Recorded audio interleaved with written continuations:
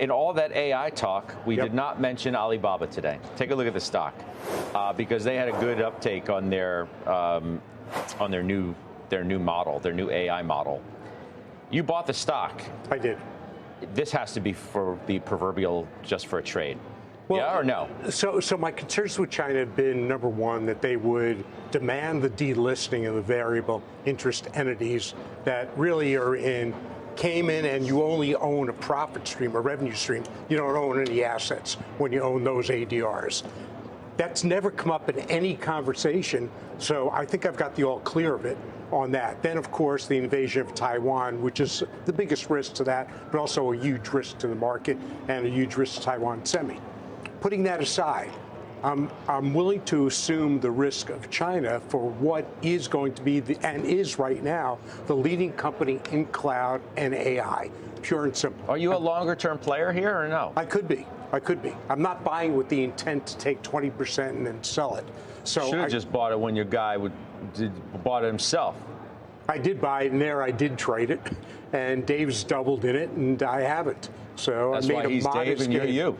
Exactly right. That's why he'll be in the Panthers owner box tonight. That's right. And I could be if I want to fly myself there to San Fran, but of course I'm not. Weiss is totally invited. Maybe he would have flown you there if you didn't get out of the trade. Yeah. No, I haven't heard his trade, trust me. Nobody's saying, well, Steve's not in, Dave, so I can't go with you. Yeah. But in any event, the stock's very reasonably priced, and I just think from here that it should be going straight up, China problems aside. What do you think here?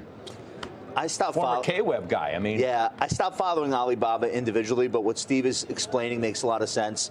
The cloud over this stock and many others has been something to do with the structure for U.S. investors. That has nothing to do with the fundamentals of the business, which are obviously on fire. Whatever we think is good about AI in the U.S., I promise you, in China, they're every bit as aggressively going after the opportunity.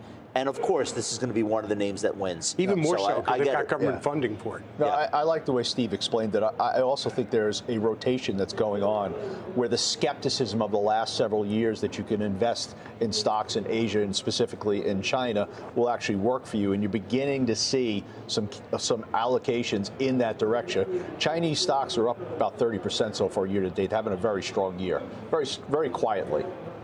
I mean, not that quietly. If you would have listened, as we said. Well, when I say quietly, I don't think we talk about it, so much. Right. We used to have a segment for Chinese stocks every show in 2014. Well, speaking of idiosyncratic, Josh would buy the K-Web to express a view there. Yeah. I don't know if you're running out and buying the K-Web. You're looking for individual stories if you're going to do anything there. Yeah. I mean, I believe strongly I'll outperform with Alibaba than with K-Web because I'm concentrating on this. I'm Should not have bought buying the DT-Web. K-Web won't work.